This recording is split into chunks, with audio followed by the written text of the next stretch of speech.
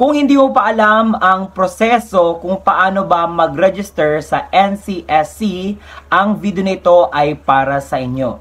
Dahil nung nakaraang vlog ko, ako ay nakagawa ng content patungkol sa mga senior citizen at kinakailangan nilang mag-register sa NCSC online database nang sa gayon mas madaling makita ang pangalan.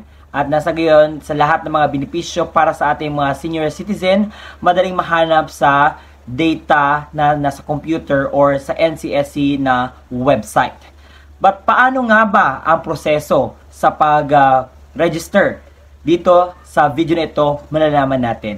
But bago natin pag-usapan ang video na ito, hayaan nyo munang magpapakilala ako sa inyo. Ako po si Ruel Mendoza Tanyo. Kung ikaw ay bago pa lang sa aking YouTube channel, huwag kakalimutang i-like ang video na ito.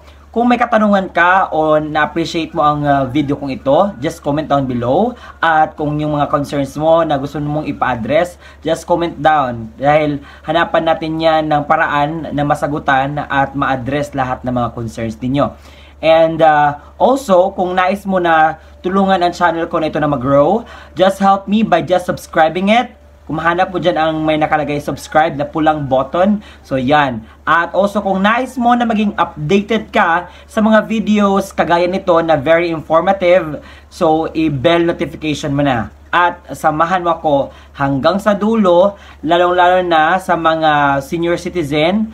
Inaanyayahan ko kung meron kayong anak na pwede nyong ipa-transact or ipa-register sa transaksyon ito. Pwede po. Pwede kayong gumamit ng computer or cellphone sa pag-register.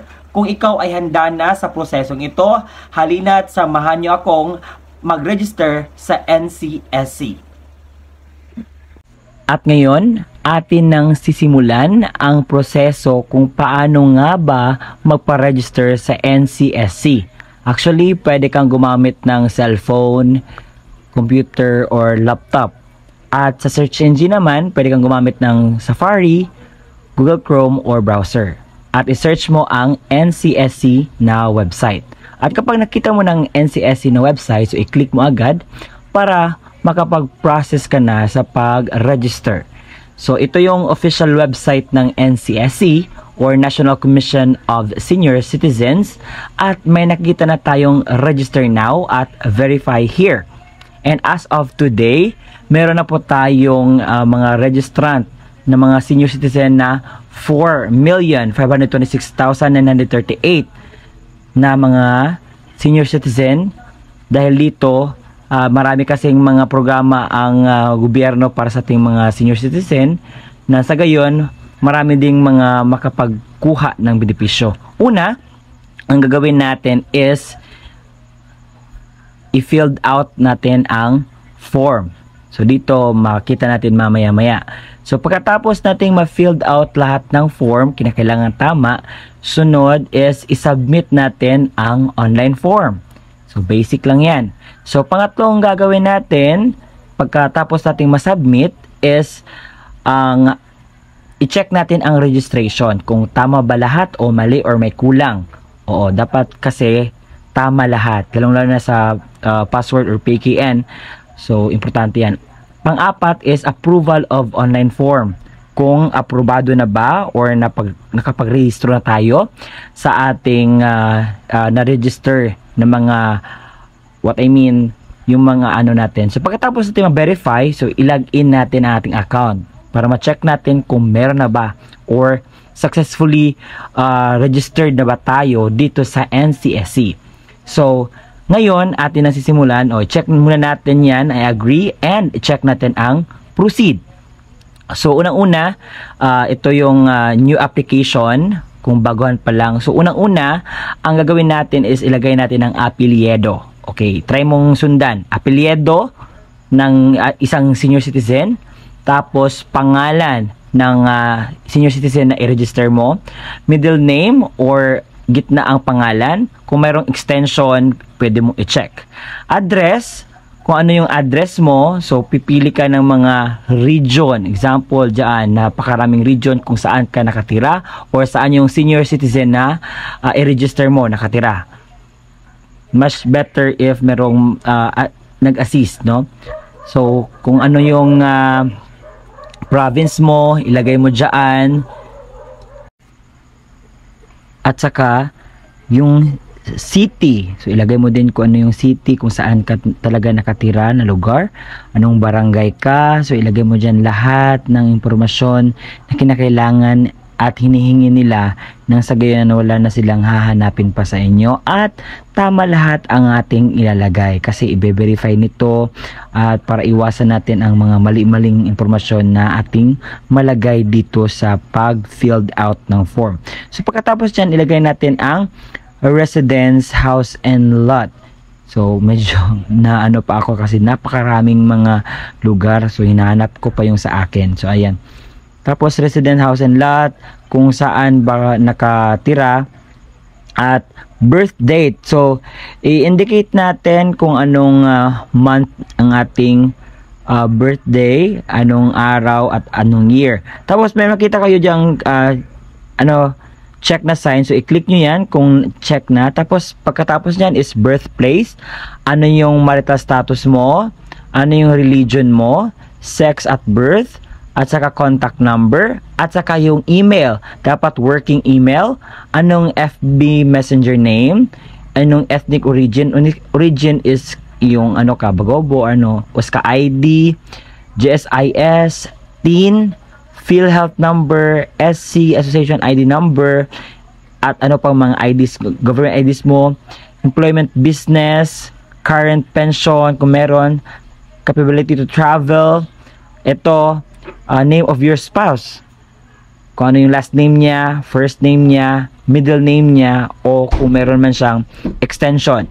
Ito, name of your father. So, ilagay nyo din ang last name, first name, at saka middle name. Kung meron extension, ilagay nyo na din. Name of your mother. So, ilagay nyo ang last name, first name, at saka middle name. Kung merong extension, ilagay nyo na din. At saka dito, ilagay nyo ang pangalan ng inyong mga anak. So, child name, anong trabaho, magkano yung income, edad niya, kung siya ay nagtrabaho o wala, i-check nyo. At kung ilan yung anak nyo, ilagay nyo dyan. So, example, 5, 3, 4. So, kayo na bahala maglagay. Kasi marami dyang binigyan na option. So, merong other dependents. So, if applicable, specify your dependents below. So, name of dependent, trabaho ng dependent, income, at kung ilan yung dependent mo. So, ngayon, dito tayo sa dependency profile. So, kung ano yung living condition mo, nag-iisa ka lang, nakatira ka sa, relatives, ano yung living condition mo, no privacy, overcrowded in home, informal. So, nandyan yung mga options na pwede mong pagpipilian. So, education, kung ano yung natapos mo, so ilagay mo dyan, i-check mo or ilagay mo yung blue na dot, and kung ano yung mga specialization or technical skills mo, ano ka ba, medical, dental, fishing, engineering, barber, evangelization, ano pa, at marami pang iba.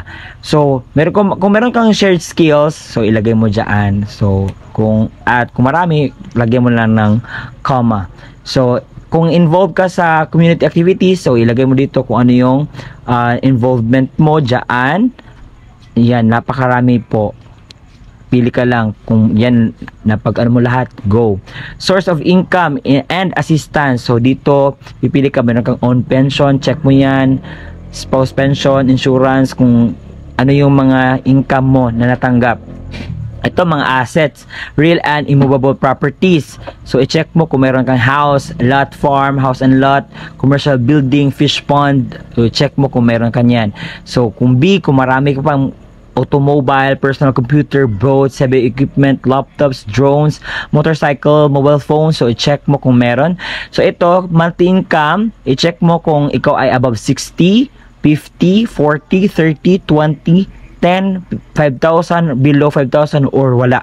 So ito, problem needs commonly encountered. Kung ikaw ay wala kang lack of income, loss of income, kung skills. So medical concern, ano yung blood type mo, i-check mo. So example, dyan, AB, ano ka, physical disability, kung ano mo yung naranasan mo, ilagay mo dyan. itong sa health problems, kung ilagay mo dyan kung yung mga karamdaman na naramdaman mo, hypertension, arthritis, coronary, at marami pang ibang mga sakit. So, i-check mo dyan. So, dental concern, need ka ba ng dental care? Check mo. Visual concern, eye impairment, need eye care. Hearing condition, i-check mo kung need ka po ng check-up. Social, emotional, so ito, i-check mo din kung ikaw ay feeling neglect or reject or helpless, worthlessness, so alagay mo dyan. Area of difficulty, so ito, yung mataas ba yung bilihin ng gamot, at ito, ilista mo lahat ng mga gamot na iniinom mo. Ayan, include mo dyan. So, do you have a scheduled medical check-up? So, i-check mo dyan. If yes, kailan? Every 3 months, 6 months? Ayan. So, dito, ang gagawin natin is mag-attach tayo ng OSCA ID. Kinakailangan, meron tayong OSCA ID na ating i-picturean at ating i-attach dito. So, may makikita tayong upload or take a photo of your ID. So, picturean natin, kinakailangan klaro. And, ikaw mismo, picture ng sarili mo. What I mean sa senior citizen na ating register. So, take a picture. At saka, ito, napaka-importante na gagawa tayo ng PKN. Example, yung madali lamang para hindi makalimutan, ha?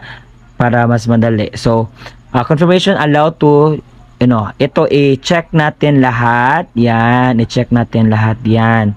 So, para ibig sabihin na naintindihan natin ang lahat. So, kung may nag-assist sa inyo, ilagay ang pangalan at relasyon at saka yung number niya. At kapag tapos na, ang gagawin nyo is i-click ang proceed to submit. Pagkatapos mong masubmit, so may nakalagay dyan check your entries. So, tingnan mo lahat ng detalye na nakalagay dyan sa screen mo at alamin kung tama na ba iyan o hindi. Kasi kinakailangan tama lahat ang ating mga nalagay na mga data. Kasi dito, may makita tayong are you sure that the record is correct and ready for submission? So, kung i-review and edit mo, so, pwede pa namang makita at kung makasubmit ka na, so click mo yung submit now. At kung makalimutan ka, so much better if ating i-double check dahil example yung kanina, so nakalimutan ng ng kulang ng signature. So i-review and edit natin. Kung sa pag-submit mo ito yung lumabas, congratulations, wala tayong problema diyan.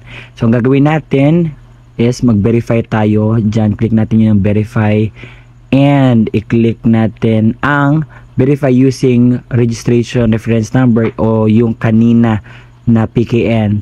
So, dito, example, type your RRN at saka your PKN at isubmit natin. So, kung ito yung lalabas, you are now registered kasi may nakalagay dito, registration status, registered. So, pagkatapos, close lang. So, yan naman po. Salamat. Hanggang sa muli. See you again next time. Don't forget to subscribe kasi malapit na tayo mag 10K. Go na. Bye!